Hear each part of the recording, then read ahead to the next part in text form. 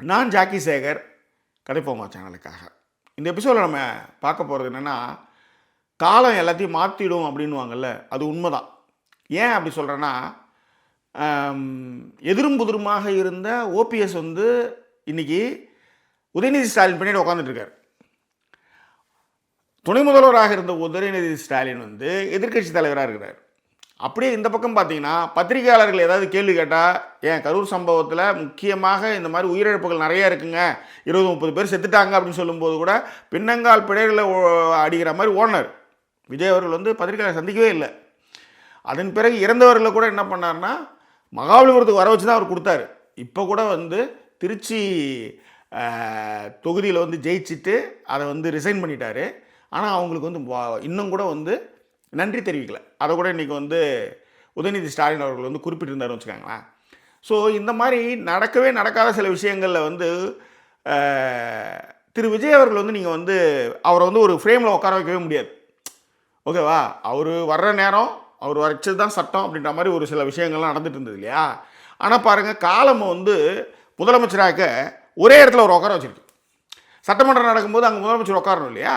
அவர் உட்கார வச்சுருக்கு. இப்போ இந்த இடத்துல நீங்கள் ஓடவும் முடியாது, ஒளியவும் முடியாது, நேராக உட்காந்து எதிராளி என்ன சொல்கிறானோ அதை கேட்டே ஆக வேண்டிய ஒரு சூழல். உங்களுக்கு டேட்டா இருந்தால் நீங்கள் தாராளமாக பதில் சொல்லலாம். இதை தான் நான் வந்து காலம் வந்து வச்சு செய்யுது அப்படின்னு சொன்னேன்.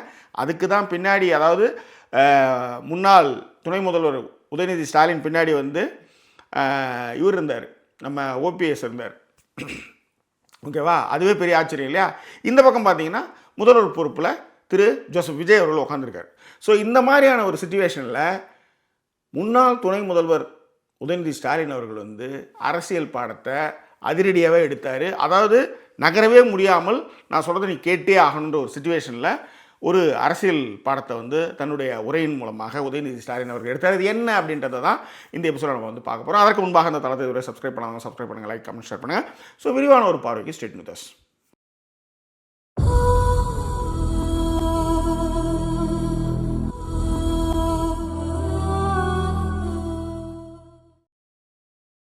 பதிமூணு 5/2026 அன்று நடந்த சட்டப்பேரவையில் வந்து இன்றைக்கி வந்து வெளிநடப்பு செய்வதற்கு முன்பாக உதயநிதி ஸ்டாலின் அவர்கள் வந்து இன்றைக்கு வந்து ஒரு உரையை வந்து நிகழ்த்தினார். அது உண்மையிலே பட்டாசாக இருந்துச்சு. முக்கியமாக உங்கள் ஆப்போசிட் லீடருடைய ஈகோ, அந்த விஷயங்கள்லாம் இருக்குல்ல, அதெல்லாம் உடைக்கிற மாதிரி தான் இருந்தது. அதாவது நீங்களாம் ஒன்றுமே இல்லை, என்னென்னா எங்களுடைய தோழமை கட்சிகளுடைய கூட்டணி நம்பர்ஸை வச்சு தான் நீங்கள் ஆட்சி அமைச்சிருக்கீங்க. அது மட்டும் கிடையாது, உங்களுக்கு வந்து 3 பேரில் 2 பேர் உங்களுக்கு வந்து பிடிக்காதவங்க இருக்கிறான் தமிழ்நாட்டில். அப்படி தான் நீங்கள் வந்து ஓட்டு வாங்கியிருக்கீங்க. அப்படியே இருந்தாலும் மேஜிக் நம்பர்னு சொல்லக்கூடிய 118 தொகுதிக்கான எண்ணிக்கை உங்களுக்கு வரவே இல்லை. 107 தான் இருந்தது. அதுலேயும் 108, அதில் வந்து ஒன்று ரிசைன் பண்ணிங்க, அதுலேயும் 107 தான் இருந்தது. அதுலேயும் திருப்பத்தூர் எம்எல்ஏ வந்து இந்த வாக்கெடுப்பில் கலந்துக்கூடாதுன்னு சொல்லிட்டாங்க. அப்போ அதையும் ஒன்று கழிச்சிங்கன்னா 105 தான், 106 சம்திங். ஓகேவா? ஆமாம், 106 கிட்ட தான் இருக்குது. இப்போ எங்களுடைய தோழமை கட்சிகள், கூட்டணி கட்சிகளுடைய தலைவர்கள் வந்து ஜனாதிபதி ஆட்சி வந்துடக்கூடாதுன்றதுக்காக உங்களை உட்கார வச்சுருக்காங்க முதல்வர் நாற்காலியில். அப்படின்றத வந்து ரொம்ப அழகாக வாழைப்பழத்தில் ஊசி ஏற்றுற மாதிரி தான் வந்து உதயநிதி ஸ்டாலின் அவர்கள் வந்து பேசினார். அதாவது அவர் எப்படி ஆரம்பித்தார்னா, முதல்வருக்கெல்லாம் வணக்கம்.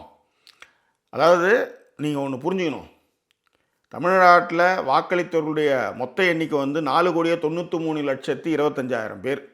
அடுத்தது உங்களுக்கு முதல்வராகணும் அப்படின்னு சொல்லி வாக்களித்தவர்களுடைய எண்ணிக்கை வந்து 1,72,26,000 பேர்.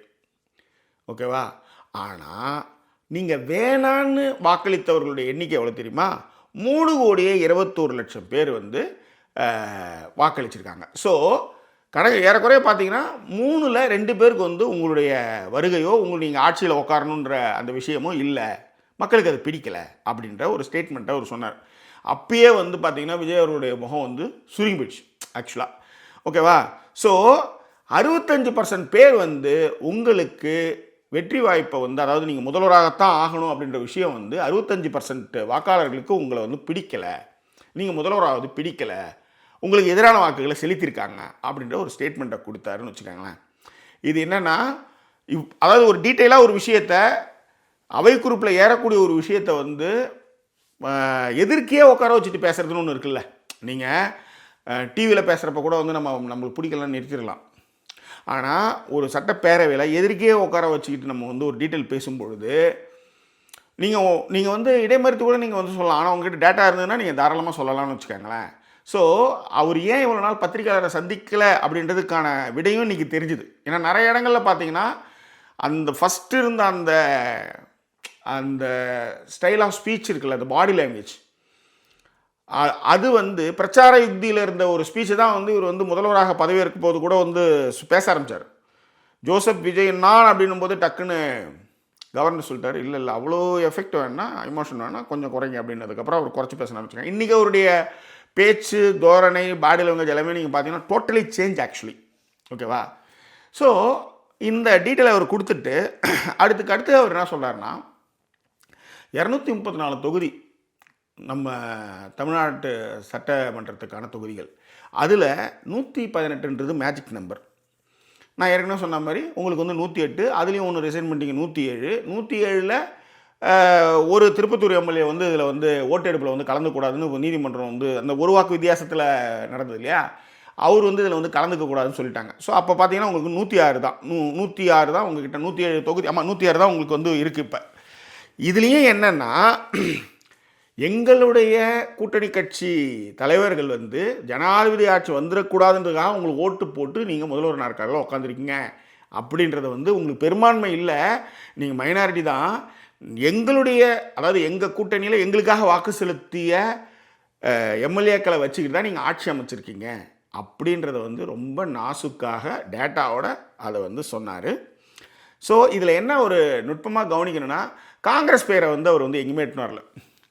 முஸ்லீம்களுக்கு சொன்னார், விடுதலை சிறுத்தைகளை சொன்னார், எல்லாருமே இப்போ எல்லா கம்யூனிஸ்ட் எல்லாரை பற்றியும் பேசினார். ஆனால் காங்கிரஸை பற்றி அவர் பேசவே இல்லை. ஓகேவா?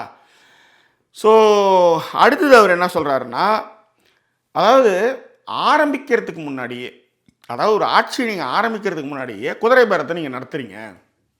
அதுவும் நான் சொல்லலை, எங்கள் கட்சி சொல்லலை, டிடிவி தினகரனுடைய அமமுக கட்சியினுடைய எம்எல்ஏவை நீங்கள் ஃபோர்ஜரி பண்ணி குதிரை பேரம் பண்ணி அவரை வந்து உங்கள் கூடாரத்துக்கு அழைச்சிக்கிட்டீங்க அப்படின்றதையும், இது வந்து மாற்றம் இல்லை துர்நாற்றம் அப்படின்னு யார் சொன்னால், கட்சி எம்எல்ஏவை பறி கொடுத்த டிடிவி தினகரன் சொன்னார் அப்படின்றதையும் அங்கே பதிவு பண்ணுறார். அதாவது என்னென்னா, நீங்கள் ரொம்ப யோக்கியம், தூய சக்தி, மாற்று சக்தி அப்படின்னு சொல்லிட்டு அதே குட்டையில் ஒரு மட்டம் மாதிரி வந்து நீங்கள் பண்ணிவிட்டு நீங்களாம் யோக்கியம் கிடையாது நான் தான் யோக்கியன்னு சொன்னால் யார் நம்புவாங்க?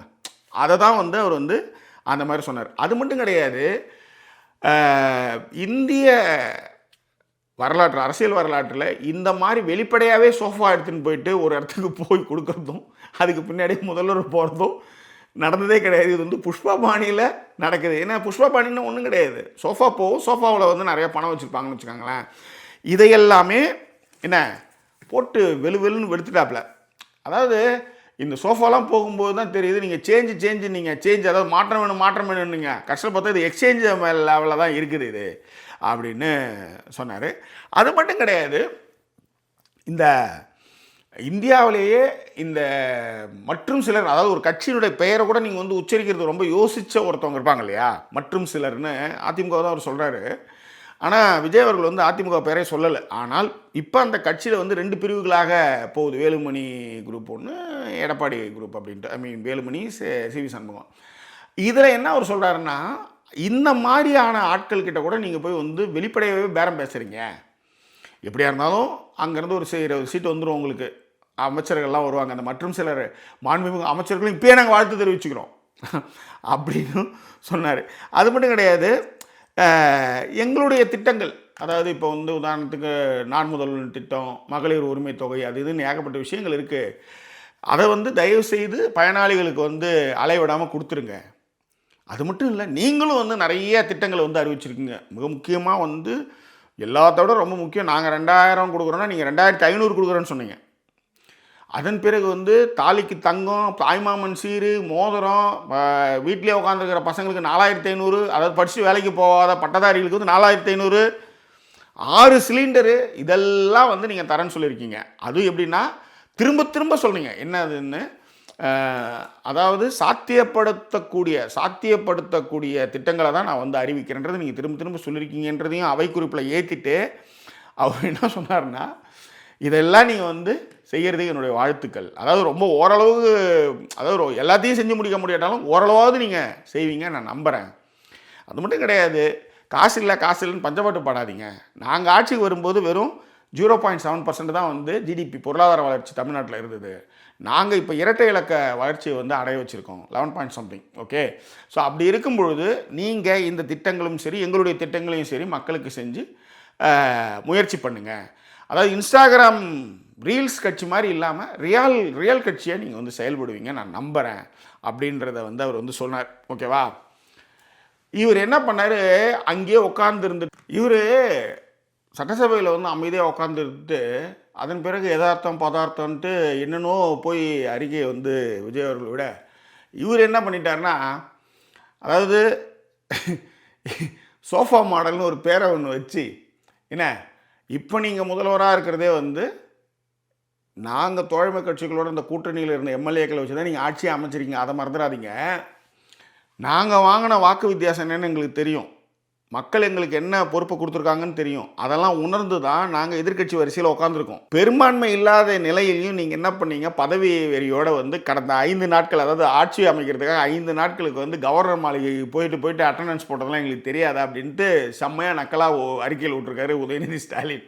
திராவிட முன்னேற்ற கழகம் வந்து 2026 தேர்தலில் ஒன்றா தோற்றுருக்கலாம், ஆனால் திராவிட மாடல் அமைத்த திட்டங்கள், அந்த வெல்ஃபேர் ஸ்கீம் இருக்கு இல்லையா, இதை தொடருன்னு உங்கள் வாயாலே சட்டப்பேரவையில் சொல்ல வச்சிருந்தோம் இல்லையா, அதுதான் எங்களுடைய வெற்றி அப்படின்றதையும் உதயநிதி ஸ்டாலின் அவர்கள் வந்து போட்டு பொழந்திருக்காரு. ஸோ ஓவராலாக வந்து ஒரு அறிக்கையை ஒன்று கொடுக்கும் பொழுது அங்கேயே வந்து பதில் அறிக்கையோ இல்லை பதில் கொடுக்கறது தான் வந்து முதலமைச்சர்களுடைய மரபு இப்படி தான் இருக்கும். ஆனால் அங்கே இருக்கிறத எல்லாத்தையும் நல்லா கேட்டுக்கிட்டு வீட்டுக்கு போனதுக்கப்புறம் வந்து ஒரு மொழ நீளத்துக்கு ஒரு அறிக்கை கொடுக்கறது வந்து இதுதான் முதல் முறைன்னு வச்சுக்காங்களேன். ஸோ முதல் முறையாக அவர் வந்து ஆட்சி பொறுப்புக்கு வந்திருக்காரு, சொல்ல முடியலை அப்படின்னாலும் கூட இவ்வளோ பெரிய அறிக்கை கொடுக்குற அளவுக்கு பார்த்தாலே தெரியுதில்ல. அங்கே அமைதியாக உட்காந்துட்டு வீட்டுக்கு போயிட்டு ஏகாம்பரம் எதிர்ப்பதம் அப்படி இப்படின்னு பேசுறது எந்த வகையில் நியாயம்? ஓகே, ஸோ இன்னும் இது மாதிரி நிறைய விஷயங்களை வந்து உங்களோட நான் பகிர்ந்துக்கிறேன். இது குறித்தான உங்கள் கருத்துக்களையும் பின்னோட்டங்களை தெரியப்படுத்துங்க. இன்னும் வேறொரு எபிசோடில் உங்களை நான் சந்திக்கிறேன். அதுவரை நன்றி கூறி விடைபெறுவது உங்கள் ஜாக்கி சேகர். நன்றி, வணக்கம்.